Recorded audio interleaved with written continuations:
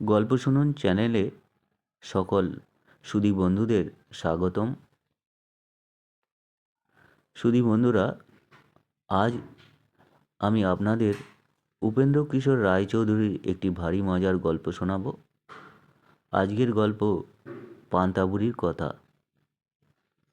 গল্প পাঠ আপনাদের যদি ভালো লাগে অবশ্যই চ্যানেলটি সাবস্ক্রাইব করবেন এবং সকলের মধ্যে শেয়ার করে দেবেন। এক যে ছিল পান্তা বুড়ি, সে পান্তা ভাত খেতে বড্ডই ভালোবাসত। এক চোর এসে রোজ রোজ পান্তা বুড়ির পান্তা খেয়ে যায়। তাই বুড়ি লাঠি ভর দিয়ে রাজার কাছে নালিশ করতে চলল। পান্তা বুড়ি পুকুরের ধার দিয়ে যাচ্ছিল।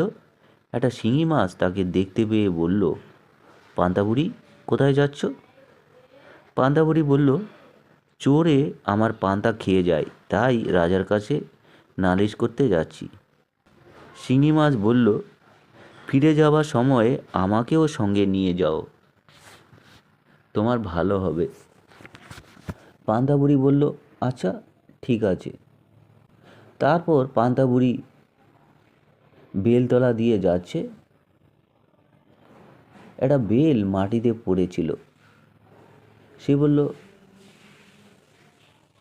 পান্তা বুড়ি, কোথায় যাচ্ছ? পান্তা বুড়ি বলল, চোরে আমার পান্তা খেয়ে যায়, তাই রাজার কাছে নালিশ করতে যাচ্ছি।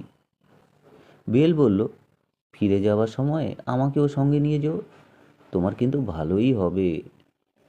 পান্তা বুড়ি বলল, আচ্ছা নিয়ে যাব। তারপর পান্তা বুড়ি পথের ধারে খানিকটা গোবর দেখতে পেল। গোবর বলল, ও হে পান্তা বুড়ি, কোথায় যাচ্ছ? পান্তা বুড়ি বলল, চোরে আমার পান্তা খেয়ে যায়, তাই রাজার কাছে নালিশ করতে যাচ্ছি।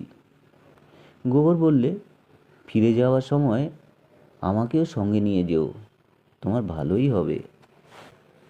পান্তা বুড়ি বলল, আচ্ছা ঠিক আছে। তারপর খানিক দূরে গিয়ে পান্তা বুড়ি দেখতে পেল পথের ধারে একখানা খুর পড়ে রয়েছে। খুর বলল, পান্তা বুড়ি, কোথায় যাচ্ছ? পান্তা বুড়ি বলল, চোরে আমার পান্তা খেয়ে যায়, তাই রাজার কাছে নালিশ করতে যাচ্ছি। খুর বলল, ফিরে যাওয়ার সময় আমাকে সঙ্গে নিয়ে যেও, তোমার ভালো হবে। পান্তা বুড়ি বলল, আচ্ছা। তারপর পান্তা বুড়ি রাজার বাড়ি গিয়ে দেখল রাজামশাই বাড়িতে নেই। কাজেই সে আর নালিশ করতে পারল না। বাড়ি ফেরার সময় তার খুর আর গোবর, বেল আর শিঙি মাছের কথা মনে হলো। সে তাদের সকলকে তার থলেতে করে নিয়ে এলো। পান্তা বুড়ি যখন বাড়ির আঙিনায় এসেছে তখন খুর তাকে বলল, আমাকে ঘাসের উপর রেখে দাও। তাই বুড়ি খুরখানাকে ঘাসের উপর রেখে দিল। তারপর যখন সে ঘরে উঠতে যাচ্ছে তখন গোবর বলল, আমাকে সিঁড়ির উপর রেখে দাও। বুড়ি তাই গোবরটাকে সিঁড়ির উপরে রেখে দিল। বুড়ি যখন ঘরে ঢুকলো তখন বেল বলল, আমাকে উনুনের ভিতরে রাখো। শুনে বুড়ি তাই করলো। শেষে শিঙি মাছ বলল, আমাকে তোমার পান্তা ভাতের ভেতরে রাখো। তারপর রাত হলে বুড়ি রান্না খাওয়া সেরে ঘুমিয়ে পড়ল।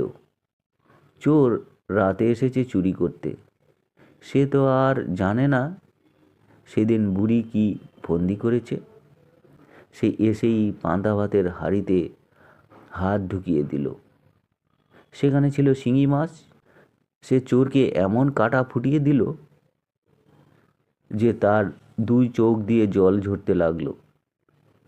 শিঙি মাছের খোঁচা খেয়ে চোর কাঁদতে কাঁদতে উনুনের কাছে গেল। চোর সেই আঙুলে তা দেওয়ার জন্য উনুনে হাত ঢুকিয়েছে, অমনি ফটাস করে বেল ফেটে গেল। তার চোখে মুখে ভয়ানক লাগলো। তখন সে ব্যথা আর ভয়ে পাগলের মতো হয়ে সে ঘর থেকে ছুটে বেরোবে। আর অমনি সেই গোবরে তার পা পড়েছে। তাতে সে তার পা হড়কে গিয়ে ধাপাস করে সেই গোবরের উপরেই বসে পড়ল। তারপর গোবর লেগে ভূত হয়ে বেটা গিয়েছে ঘাসে পা মুছতে। সেখানে ছিল খুর, তাতে ভয়ানক কেটে গেল। ব্যথা পেয়ে মা গো গেলুম গো বলে চেঁচিয়ে উঠল। তখন বাছাধন যায় কোথায়? তা শুনে পাড়ার লোক ছুটে এসে বলল, এই বেটা চোর, ধর বেটাকে, মার বেটাকে, কান ছিঁড়ে ফেল। তখন চোরের বড্ডই সাজা হলো।